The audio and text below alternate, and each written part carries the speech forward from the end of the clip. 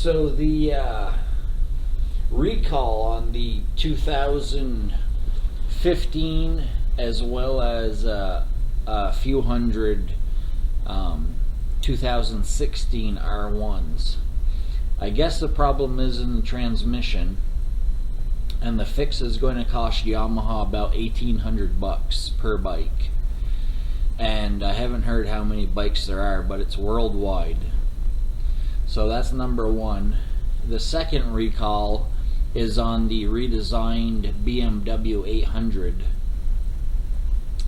And again, I'm not sure with that one exactly what the problem is. My guess would be a lot to do with the electronics, because they changed the front suspensions and quite a bit with that bike. But anyhow, that's that. And Rossi, as well as the Marquez debacle, that's still in the magazines.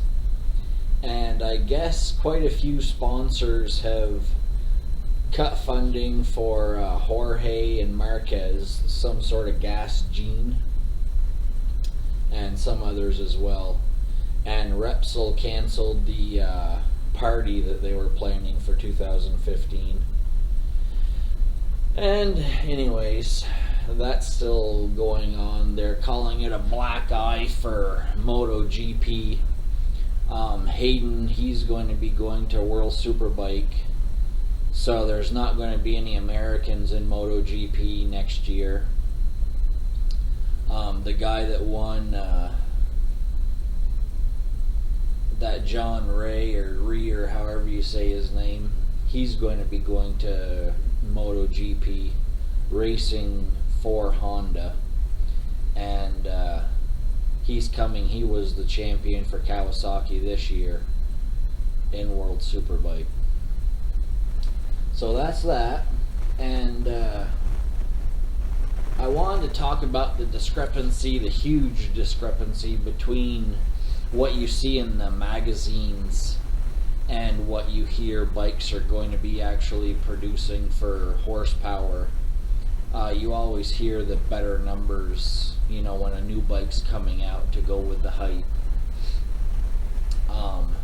Until recently, I thought that the EBR, which is Eric Buell Racing, his bike was supposed to be 180 plus horsepower, but recently I saw a dyno, and that bike dynoed at 156 horse, which is about what the Honda does, and the CBR 1000. A little less than the Cowie, a little less than the new Yamaha R1. So really not that impressive, and it's a bear to ride around. It's hot, the clutch sucks, all kinds of good stuff like that, which is unfortunate. But that company that was sponsoring him, that went into business with him, I guess pretty much tried to screw him over. It's some sort of India company. And so he's no longer with them anyways, but some rich dude from New Jersey picked him up. So he still will be producing bikes this year, which is a good thing.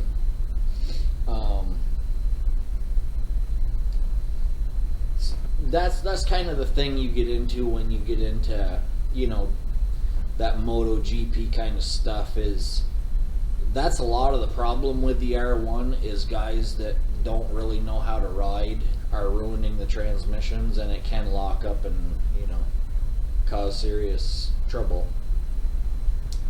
So when you start making things that light and tight, they become less dependable, like we've talked about in the past, as far as getting every last horsepower out of your motor. You mess with the fueling and it's not as controllable as stock sometimes, and you get worse fuel efficiency. The kind of the worst part is you make it less dependable. So that's something to really consider when you start messing with a bike, especially if you do it at home. When guys who have at least done it for a living do it, hopefully it'll be the way it should be. Even that is not a guarantee. The few bikes that I've messed with, I've always had good luck. It hasn't really affected anything bad. And again, for the 7 horsepower and maybe 2 foot-pounds of torque you might gain, hopefully it'll bring things together a little better if you have it done right.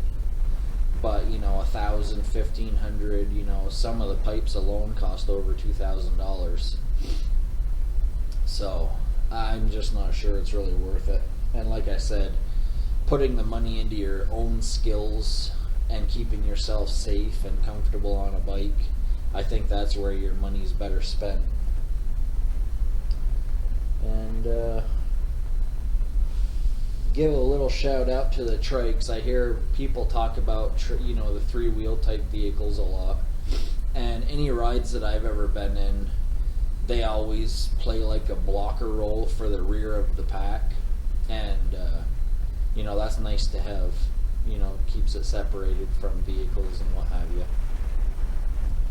And they do need a motorcycle license. They get to obey all the same regulations as a motorcyclist does, so I think they definitely should be considered part of us. Thanks.